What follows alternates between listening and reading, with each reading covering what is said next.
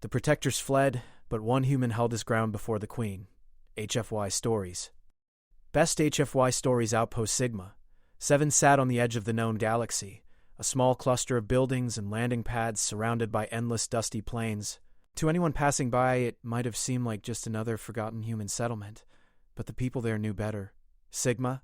7 was a frontier post, the kind where humans were tested by isolation, strange storms, and the occasional curious alien eyes. Marshal Jace Calder leaned against the wooden railing of the main landing tower, his hat tilted low over his eyes. He was a man who had walked across more planets than most settlers had even seen on star maps. His long coat flapped in the hot wind, and the boots he wore had kicked up enough dust on more than one frontier world to tell stories of survival. He was waiting, though he didn't know for what. The hair on his neck prickled, a warning that came with experience, not fear. "Marshal, you feel that too?" asked a young engineer named Lyra, her voice trembling as she adjusted the controls of the scanner. Her brown hair flew wildly in the wind, tied back in a loose braid. Jace didn't answer right away. He squinted toward the horizon, where a strange shimmer bent the light unnaturally. "Something's coming," he said finally, his voice low and steady. "Something big." And he was right. From the far edge of the desert plain, a figure emerged, a being unlike any human, gliding across the sands with a presence that seemed to make the air itself bend. Its shape was elegant, almost regal, tall and slender, with iridescent skin that shifted color in the sunlight. The closer it came, the more humans on the outpost could feel it, not in their eyes, but in their minds. It was the Zyrexian Queen, a ruler of a distant civilization known for intellect far beyond human understanding. Legends told of her ability to see truth in the hearts of those she faced, to judge intentions and even predict actions before they happened. A collective shiver ran through the outpost. The protectors, trained men and women armed with tools designed to handle most frontier dangers, glanced at each other nervously. Many of them had faced storms, bandits, and rogue AI, but never something like this. And then, almost instinctively, they began to retreat. "Marshal, we can't fight that thing." Lyra's voice cracked. She turned to run toward the shelter, the hum of panic rising in the air like static electricity, but Jace did not move. Not even a muscle twitched. His hand rested lightly on the handle of his plasma revolver, not out of a desire to shoot, but because it was there, ready. He had faced impossible odds before, but this was different. The difference was not in the power of the enemy. It was in what it represented. The protectors fled, leaving the outpost almost empty. Only Jace and a few engineers remained, huddled behind equipment consoles. Jace's eyes didn't leave the approaching figure. Every step the Queen took seemed deliberate, almost curious, as if she were walking through a gallery of living exhibits. "You should leave," Jace said calmly, though his voice carried over the hum of the desert wind. "Whatever this is, it's not here to bargain." "Not for us." The Queen paused, tilting her head slightly. A ripple of light ran across her face, not quite a smile, but not a frown either. Her voice entered their minds without a sound, smooth and measured. "You are different," she said. Others fled. "You stayed. Why?" Jace straightened, feeling the weight of her gaze, or rather, her perception, pressing on him. "Because running never fixed anything," he replied simply. "Not on this planet. Not on any planet I've walked. You can judge me all you want, but I'm not going anywhere." For a moment, the air seemed to shimmer, and Jace felt as if the desert itself was watching. The Queen's advisors, hovering slightly behind her, muttered in their strange clicks and tones, their curiosity mixed with impatience. They didn't understand humans. They had never seen one hold ground like this, without fear, without bargaining, without surrender. "You are stubborn," the Queen said finally. "Curious," Jace shrugged. "Call it stubborn. Call it survival. Doesn't matter. You're here, I'm here. That's all we need to know right now." The Queen stepped closer, and the humans remaining on the outpost could see her clearly now. Her skin shimmered like polished metal, changing color as if reflecting 1,000 stars. Her eyes were deep pools of intelligence, watching, analyzing, understanding without words. Jace felt no fear, just the strange thrill of facing something truly alien. The wind picked up, sand swirling around their feet. The outpost's antennas vibrated in resonance with the Queen's presence, making a low, eerie hum. Jace could feel the tension of every nerve in his body, but he did not flinch. He had learned long ago that fear was a tool, not a master. "Why are you here?" he asked. It was a simple question, but not one many would dare to speak aloud. The Queen's gaze seemed to pierce through the horizon. To see. To understand. To decide. Decide what? Jace's voice remained steady. Her eyes narrowed. Whether your species deserves to continue. A chill ran down Jace's spine, not because he was afraid of her power, but because he understood the stakes. This was no random inspection, this was judgment. The Queen paused, tilting her head as she observed him. Jace realized she was testing him, trying to find a weakness, something she could exploit. But he had no weakness to offer. Not today. Not here. You are alone, she said, almost stating a fact. Not alone, Jace replied. He gestured to the few engineers hiding nearby. I've got people behind me. Doesn't mean I can't hold the line. Her eyes seemed to sparkle, reflecting the twin suns. Perhaps it is the human spirit that intrigues me. The words echoed in his mind like the ringing of a bell, clear and sharp. Jace did not know if it was a compliment or a warning, but he felt a spark of understanding. Whatever this encounter was going to be, it would not be simple. For the first time, the Queen's presence seemed less like an unstoppable force and more like a test, an experiment in patience and perception. Jace's heart pounded, not with fear, but with anticipation. He had faced storms that could swallow entire towns, raiders that could strip a planet bare, and rogue AIs that could think faster than any human, but this was something new. Something that demanded more than courage. It demanded wit, resilience, and the unshakable will to stand. Jace adjusted his hat, feeling the weight of responsibility not just for himself, but for the humans scattered behind him. The outpost might fall, but he would not give them the example of fear. Humans had a reputation across the stars, fragile, impulsive, and often reckless. But they also had something no other species seemed to understand: the ability to endure against impossible odds. The Queen extended a hand, or something like a hand, and the air itself seemed to shimmer around it. Jace could feel her mind reaching, probing, searching. It was as if she wanted to see his memories, his thoughts, his intentions. He clenched his fists, letting her search all she wanted. She would find only what he chose to show: courage, stubbornness, and a refusal to bend. "You will speak," she said finally, her voice calm but firm in his mind. "Tell me why you remain when all others flee." "I stay because running changes nothing," Jace said, his voice unwavering. "Because someone has to stand when others can't. Because humans endure. And because I'm not afraid of understanding what comes next." The Queen tilted her head, a gesture almost human but still alien. "Interesting," she said. "Perhaps you are worth observing further." Jace nodded slowly, understanding that this was only the beginning. The Queen was not yet an enemy. Not yet. But she was a force to be reckoned with, and her judgment would shape the future of every human on Sigma 7. As the twin suns dipped lower in the sky, casting long shadows across the dusty plains, Jace stood tall, hat low and coat flapping. The outpost was silent except for the whisper of the wind. The other humans had fled. The outpost might fall, but one human remained. One human would hold the line. And that was enough, because sometimes that was all a frontier needed. One person to stand when everyone else ran. The twin suns of Sigma 7 dipped lower behind the distant hills, painting the dusty plains in shades of gold and red. Marshal Jace Calder stood in the center of the deserted outpost, his coat flapping in the wind. The air felt heavier now, charged with something he couldn't name. The Queen had stopped moving. She floated, or perhaps walked, toward him with calm precision, her every motion graceful, deliberate, and somehow alien in rhythm. "You are still here," the Queen's voice flowed in his mind again, smooth as liquid metal. "Why?" Jace shifted his stance slightly, keeping his hand near the plasma revolver but not drawing it. He had learned long ago that survival was about understanding more than fighting. "Because someone has to face the unknown," he said simply. "Someone has to stand and see what comes next."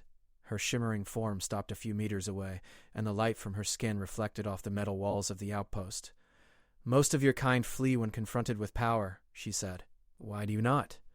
Jace considered his answer carefully. "Because running doesn't teach you anything, and because humans have a habit of surprising everyone when they refuse to back down." The Queen tilted her head as if inspecting a curious object.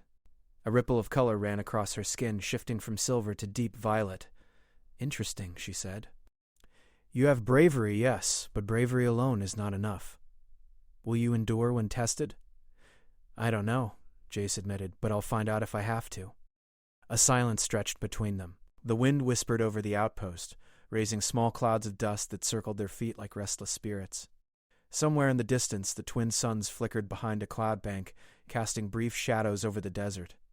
Jace kept his eyes on the Queen, noting every movement, every flicker of light, every subtle change in her posture. He had learned to read body language long ago. Not human body language, but presence. And this presence, he realized, was like a tide, constant and unavoidable. The Queen's advisors hovered silently behind her. Their forms were smaller than hers, sharp and angular, clicking and humming softly. They watched Jace with a mix of curiosity and impatience. They didn't understand why a human would stay when every other being would have fled. "You are alone," the Queen said, her voice carrying no anger, only observation. "Yet you face me. Alone, you will either fail or prove something greater than yourself." "I'm not alone," Jace said again, gesturing toward the remaining engineers who peeked from behind the control towers. "I've got people behind me, and if that's not enough, I've got what humans always have: stubbornness and a mind that won't quit." The Queen's eyes, if they could even be called eyes, shimmered with curiosity. "A mind that won't quit," she repeated, testing the sound of the words in her mind. "Perhaps that is the quality I seek. Others show fear, weakness, obedience, but you show persistence." Jay smiled faintly. He had faced countless dangers across the frontier, storms that could swallow entire cities, rogue AI that thought faster than humans could, alien creatures that could melt a human mind with a glance. And yet he had always relied on the one thing no calculation could predict: intuition. "You wish to understand humans?" he asked. "Fine. Watch carefully. You might learn something you didn't expect." The Queen paused, her gaze piercing his very thoughts. "I do not wish to learn," she said slowly. "I wish to determine if your species has value. Worth beyond survival." "Value isn't measured in strength or speed," Jace said, feeling more confident now. "It's measured in choices, creativity, and the courage to act when all odds are against you." Her form shimmered brighter for a moment, almost as if she were smiling, or imitating one. "Then demonstrate this courage. Show me your human value." Jace felt the tension tighten in the desert air. He had anticipated physical challenges, but this was different. The test was mental, moral, and unpredictable. He would need to rely on his mind, his instincts, and his understanding of what it meant to be human. "Very well," he said. "What's the test?" The Queen extended a long, elegant limb, or something that functioned as a limb, and the air around her rippled. Suddenly the ground in front of the outpost changed. The sand and dust swirled into intricate patterns, forming shapes and symbols that pulsed with light. Jace took a careful step back, studying the display. It was not just a puzzle. It was a map, a riddle, a test of understanding. "You must solve this," the Queen said, her voice resonating in his mind. "It is a challenge of perception and reasoning. Fail, and you will not continue. Succeed, and I may consider your species worthy." Jace took a deep breath and squatted to study the shapes. There were lines connecting points in ways that defied normal geometry. Symbols shifted constantly, morphing into new forms faster than his eyes could track. Yet something about it felt familiar. Humans had always been explorers and problem solvers. He had built machines from scraps, navigated impossible terrain, and fixed systems others considered broken beyond repair. He began to trace the patterns with his finger, slowly at first, then faster as understanding came.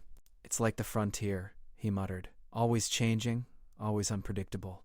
You can plan all you want, but you have to adapt to survive." The Queen's eyes, or the glowing centers of her head, followed every move. "You rely on instinct as much as logic," she said. "An interesting combination. Most species depend on one or the other. You use both." Jace smiled faintly, thinking of every time he had outsmarted a storm, a raider, or a malfunctioning ship.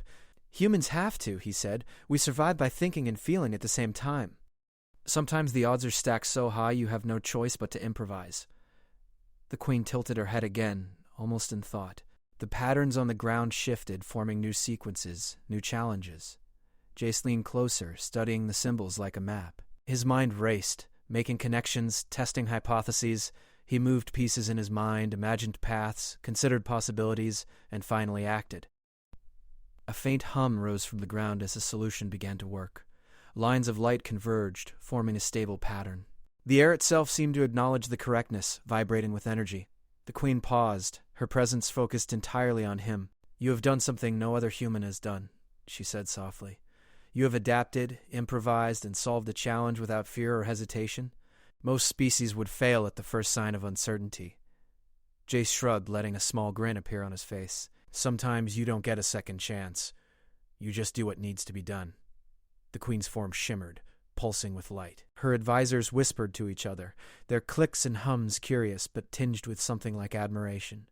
Humans were unpredictable, yes, but there was a method in that chaos.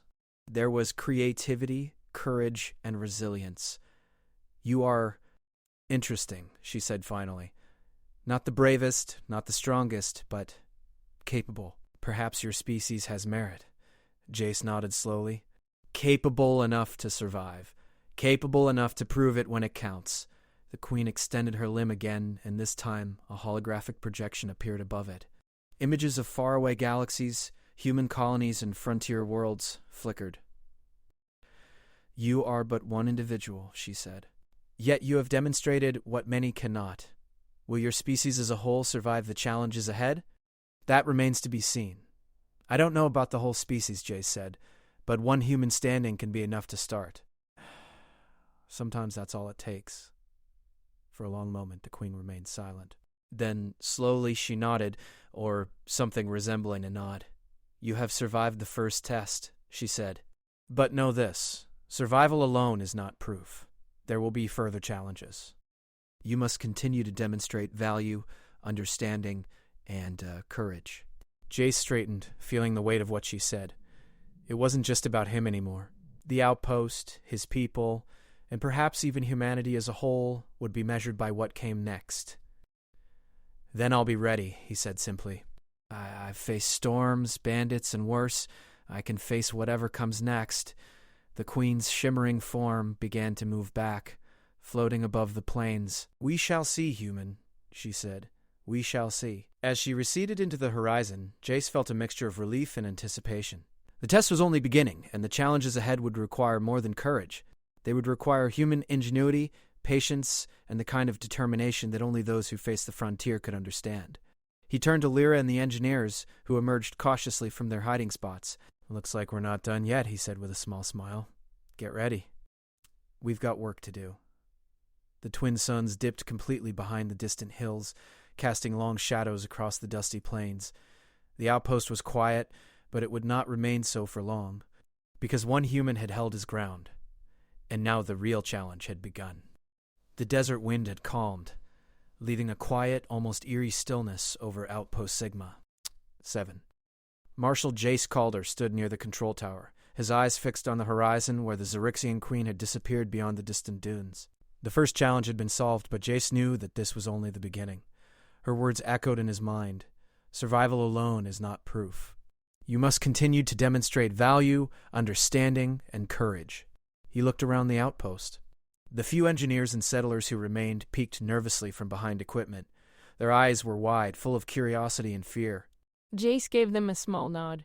"Stay calm. Watch and learn," he said. "This is going to be something else." The ground shook lightly, and the air shimmered again. Jace felt a ripple in the atmosphere, like a pulse that spread through the desert. From the far horizon, the Queen's form appeared, suspended slightly above the sand, surrounded by light that danced like liquid metal. This time, she did not speak directly. Instead, a series of holographic panels appeared around him, projecting images and symbols in the air, some human, some alien, some completely unrecognizable. Jace stepped closer, analyzing the projections. There were sequences of numbers, images of alien landscapes, depictions of ships traveling through wormholes, and symbols that seemed to shift depending on his perspective. This was not a puzzle he could solve by brute force. It was a challenge of understanding, a test that required observation, intuition, and moral reasoning. "You will face a challenge of perception and judgment," the Queen's voice flowed in his mind. "You must act decisively. Your choices will determine if you and your kind are worth observing further." Jace exhaled slowly. The first challenge had been physical and logical. This one was deeper. It was a test of the human mind, the human spirit. It required something the Xerixians did not fully understand. Instinct. He moved toward the nearest projection. It depicted a settlement small and vulnerable under a strange, swirling storm. The storm seemed alive, moving as if it had a mind. A holographic figure, a humanoid, stood trapped in the center, unable to escape. Beside the figure, symbols indicated potential solutions: shelters, pathways, tools, and resources. Each choice had consequences, but the results were not immediately visible. Jace frowned. This was more than a puzzle. It was a simulation of morality and decision-making. Each choice mattered, not just for the individual in the simulation, but for the entire system. He realized that the Queen was testing his judgment. Could a human make choices guided by reason, empathy, and courage at the same time? He selected a pathway that seemed safe at first, directing the figure toward a shelter reinforced against the storm. But as he watched the simulation unfold, he noticed something. The figure would be trapped there later unless another pathway was cleared first. The initial choice was logical, but it lacked foresight. Jace leaned back, rubbing his chin. Humans survived because they could adapt, not just in the moment, but in thinking several steps ahead. He adjusted his choices, combining logic with instinct, moving the figure through a series of steps that were not immediately obvious. Each movement required him to anticipate consequences, to imagine outcomes not yet visible. "You rely on intuition as well as logic," the Queen said, her voice calm, almost approving. "This is uncommon among species. Most act according to immediate perception. You anticipate." Jace smiled faintly. "That's what the frontier teaches," he said aloud. "You can't survive on a new world by following rules alone. You have to read the land, the skies, the people around you, and act." The projections shifted again. This time the simulation was of a more complex scenario. Multiple settlements appeared, each facing different dangers, one threatened by environmental collapse, one by alien predators, one by malfunctioning technology. He could not save all of them at once. He had to prioritize. Every decision carried consequences, and the results were immediate, displayed in the projections. Jace thought carefully. Humans often had to make hard choices. He recalled every moment on the frontier where he had to decide which task was most urgent, which lives to save first, which resources to use, and which to conserve. He applied the same logic here, balancing reason with compassion, strategy with foresight. Slowly, the simulations began to stabilize. The settlements survived, though not perfectly, but every choice Jace made showed adaptability, cleverness, and moral reasoning. He had not taken the easiest path, nor the one that guaranteed immediate success. He had chosen paths that required judgment, responsibility, and courage, the kind of thinking humans had used to endure countless challenges across the stars. "You demonstrate creativity, foresight, and empathy," the Queen said. "Yet there is more to being human. Survival is not enough. Can you act for the sake of others, even if the outcome is uncertain?" Jace knew what she meant. The next simulation projected a single human figure trapped in a collapsing alien structure, with multiple escape routes. Some routes would save the figure, but trap nearby allies. Others risked the figure's safety, but allowed more to escape. It was a test of judgment, risk, and selflessness. He considered the options carefully. Every human he had known had faced this dilemma in some form: protect oneself or act for the greater good. Jace's fingers hovered over the holographic controls. He weighed every possibility, imagining consequences, considering alternatives. Then he acted, choosing the path that maximized survival while minimizing harm. The trapped figure escaped, and the surrounding settlement stabilized. The Queen observed silently, her form glowing softly. "Your kind possesses something unique," she said. "Not strength, not speed, not raw power, but the ability to weigh choices, to act with both reason and heart. You endure because you are unpredictable, capable of improvisation, and willing to take responsibility for your actions." Jace exhaled, feeling a mixture of relief and anticipation. This challenge was unlike any battle he had faced. It required patience, thought, and moral courage. It tested not his reflexes or his weapon skills, but his humanity. The projections faded, replaced by a single, shimmering figure of the Queen herself. She moved closer, her eyes, or the glowing centers of her head, focused entirely on him. "You have passed this test," she said. "Few beings show such balance between instinct, reason, and empathy. You have not only survived, you have demonstrated value." Jace straightened, letting his coat flap in the desert wind. "That's what humans do," he said quietly. "We survive. We adapt. And when we have to, we stand for what's right, even if it's hard." The Queen's form pulsed with light. And yet, one challenge remains. You have demonstrated intellect, foresight, and moral reasoning. But courage and perseverance are not always enough. The next test will require you to act in a way that demonstrates the spirit of your species, not just the mind of one individual. Jace nodded slowly. I'm ready. Whatever it is, we'll face it. A faint hum rose from the ground as the queen stepped back, her light shimmering against the desert sands. She raised her limb, and a holographic map of the surrounding galaxy appeared. Distant stars and planets glimmered, some marked with alien symbols, others with human ones. You will journey, she said. Not across this outpost, but across your own limits. You will confront challenges that cannot be solved by force or calculation alone. Only the qualities that define your kind, ingenuity, adaptability, and moral courage, will allow you to succeed. Jace studied the map, recognizing some of the planets from his travels. Each seemed to represent a different lesson, a different trial. It was clear. The queen did not intend to destroy him. She intended to test him, to see if one human could embody the potential of an entire species. I understand, Jace said simply. I'll do what I can. I'll show you what humans are made of. The queen's light shimmered one last time, brighter than before, almost like a signal. Then prepare yourself, she said. The next test will begin soon. Your choices, your courage, and your ingenuity will determine not just your survival, but the recognition of your kind. As she moved back into the horizon, Jace felt the weight of responsibility settle over him. The first two challenges had been tests of perception, judgment, and morality. The next would be something more, something that required action beyond the safety of simulations. He turned to the few humans left at the outpost. Lyra stepped forward, curiosity and awe in her eyes. Marshal, what happens now? We prepare, Jace said firmly. We get ready. Whatever comes next, we face it together. Humans survive because we adapt. We endure because we act. And we succeed because we don't give up. The twin suns finally sank below the dunes, leaving the desert bathed in soft twilight. The outpost was silent, yet the air hummed with anticipation.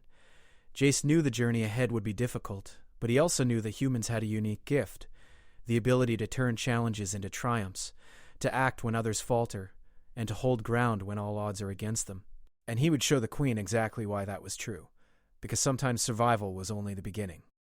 Sometimes being human meant proving your worth in ways no alien or otherwise could predict.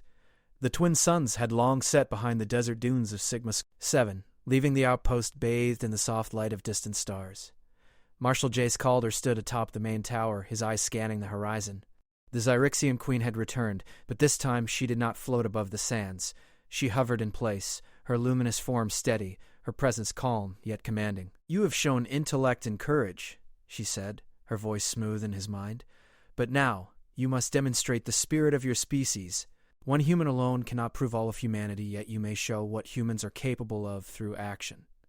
Jace nodded slowly, feeling the weight of responsibility settle upon his shoulders. The previous tests had been simulations, puzzles, and moral challenges. Now it was something real. The Queen's presence had transformed the desert before him into a shimmering projection of the galaxy.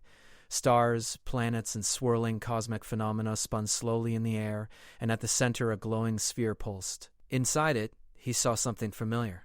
A small human settlement, isolated on a distant planet. The Queen's message was clear. He must act to save it. This is it, Jace said to the engineers around him, though they were hidden behind the control consoles. Whatever comes next, we face it together. Humans endure, we adapt, and we act. The Queen extended her limb toward the sphere, and a faint hum filled the air. The challenge is not simple. Direct interference is impossible. You may not move physically to the settlement. You must find a solution using only what is available here, using ingenuity, foresight, and resourcefulness. Jace took a deep breath. He scanned the outpost. It was small but well-equipped, designed to operate semi-autonomously. There were communications relays, sensor arrays, and old Starship drones that could be repurposed. He realized the task was not about brute force. It was about strategy. He crouched over the controls, scanning data streams from the outpost's sensors. The distant settlement was facing a sudden planetary storm, a natural phenomenon that could sweep away crops, shelters, and life support systems if left unchecked. The challenge was clear. Jace had to find a way to protect it without leaving Sigma 7. He called over Lyra, the young engineer who had stayed with him through the previous tests. We can't go there, he said. But maybe we can use what we have here. Drones, relay stations, sensors. We can guide them, warn them, stabilize their systems remotely. Lyra's eyes widened. You mean, help them from here? Exactly, Jace said. Like a ghost in the system. We'll improvise. We'll adapt. We'll survive without being there physically. The two of them began to work, coordinating with a small team of remaining engineers. They repurposed drones for atmospheric monitoring, hacked old satellites to relay warnings, and used the outpost communication systems to send real-time instructions. It was a delicate operation, a dance between human creativity and technology. Every choice mattered. Every delay could mean disaster. Meanwhile, the Queen observed silently, her glowing form steady in the desert night. She did not interfere. She had already seen what humans could do in theory. Now she was watching them demonstrate action, the courage to try, the ingenuity to improvise, and the moral instinct to protect others even when the outcome was uncertain. Hours passed. Jace and his team coordinated the drones, calculated storm trajectories, and sent instructions to the distant settlement. Every command required foresight. If the drones moved too early, they risked being swept away. If they moved too late, the shelters would fail. Jace thought like a frontier settler facing a desert storm. He combined observation, knowledge, and intuition. At one point, a sudden interference appeared in the sensors, a spike of cosmic energy that threatened to disrupt their operation. The Queen's presence made it clear this was part of the test. Jace didn't panic. Instead, he adapted. He rerouted communications through the outpost's backup systems, used redundant drones to continue monitoring, and recalculated the storm's projected path. You improvise under pressure, the Queen said in his mind. This is rare. Most beings fail when unpredictability strikes. Jace smiled faintly. Unpredictability is normal for humans, he said. We survive because we adapt. The storm on the distant planet approached the settlement. Dust and wind swirled, threatening to overturn crops, shelters, and water systems. Jace's instructions reached the settlers just in time. They moved drones to reinforce structures, activated protective shields where available, and coordinated repairs using the outpost's guidance. Slowly, the settlement began to stabilize. The Queen's glow pulsed brighter. You act not only for yourself, but for others, she said. You protect those who cannot defend themselves directly, using intellect, strategy, and courage. This is the essence of your species. Jace watched the settlement carefully. He could see the people working together, following instructions, adapting to the storm. The drones flew tirelessly, the sensors relayed every detail, and the outpost became a hub of remote coordination. It was a complex operation, but every action Jace had predicted unfolded, as he expected. Finally, after hours of careful guidance, the storm passed. The settlement had survived intact, the shelters standing, the crops partially protected, and the settlers safe. Jace exhaled, feeling a wave of relief wash over him. He turned to his team, who were cheering softly, exhausted but elated. The Queen approached, her shimmering form descending closer. Her advisors hovered behind her, their attention fully on Jace. You have succeeded, she said, her voice calm but resonant. Not because of technology, not because of strength, but because of your mind, your courage, and your willingness to act for others. This is what defines your kind. Jace felt a rare smile cross his face. That's what humans do, he said simply. We survive, we adapt. We act. We protect others when we can. We hold ground when it matters most. The Queen's form shimmered in acknowledgement. You have demonstrated the full spectrum of human potential, she said. Bravery, ingenuity, moral reasoning, and action under pressure. Few species can combine all these qualities. You have proven more than survival. You have proven the spirit of your kind. For a moment, the desert was silent, except for the hum of outpost systems and the faint whisper of the wind. Then the Queen's glow shifted, softening to a gentle silver light. I will withdraw my judgment for now, she said. But know this, humans are remarkable, not perfect, but resilient, adaptable, and capable of greatness. Jace straightened, feeling a deep sense of pride and relief. The Queen's recognition meant more than he could fully express. It was a testament not only to him, but to every human who had survived, adapted, and endured across countless worlds. He turned to the team of engineers and settlers who had remained with him. We did it, he said quietly. Together. We adapted, we endured, and we proved ourselves. That's what it means to be human. Lyra stepped forward, her eyes bright. Marshal, the Queen, she acknowledged us. She saw what we're capable of. Jace nodded. Yes. And now we keep moving forward. Humanity survives because we face challenges. We endure because we adapt. And we inspire because we act when it matters. The Queen's form slowly faded, rising above the desert before disappearing entirely into the cosmos. The outpost returned to its quiet normalcy, bathed in starlight. Yet the memory of her presence lingered, a reminder of the vastness of the universe and the potential of one human to stand against it. Jace looked out at the horizon, the twin suns long gone, leaving only starlight and the faint glow of distant galaxies. He knew the frontier would always bring new challenges, new storms, and new tests. But he also knew that humans had something unique, a spirit that could endure, adapt, and rise to any occasion. He turned to his team once more. "Let's get back to work," he said. "The universe won't wait for us, and neither will we." As they moved through the outpost preparing for the next day, Jace felt a quiet satisfaction. The Queen's final test had been passed, not with force, but with intelligence, courage, and humanity. One human had held his ground, adapted to impossible challenges, and acted with purpose. And that was enough to show that humans were a species to be reckoned with, not because of weapons or strength, but because of their hearts, minds, and unshakable spirit. Because sometimes it only takes one human to stand. And when one human stands, the rest of the species can follow. The desert night was calm. The stars shone brightly above Sigma, 7. And for the first time in a long while, the outpost seemed alive with quiet triumph. Marshal Jace Calder tipped his hat to the horizon, a small smile playing on his lips. Humanity had survived the test of the Xerixian Queen, and proved that even in the vast, uncertain reaches of space, one human could hold the line. And that was only the beginning.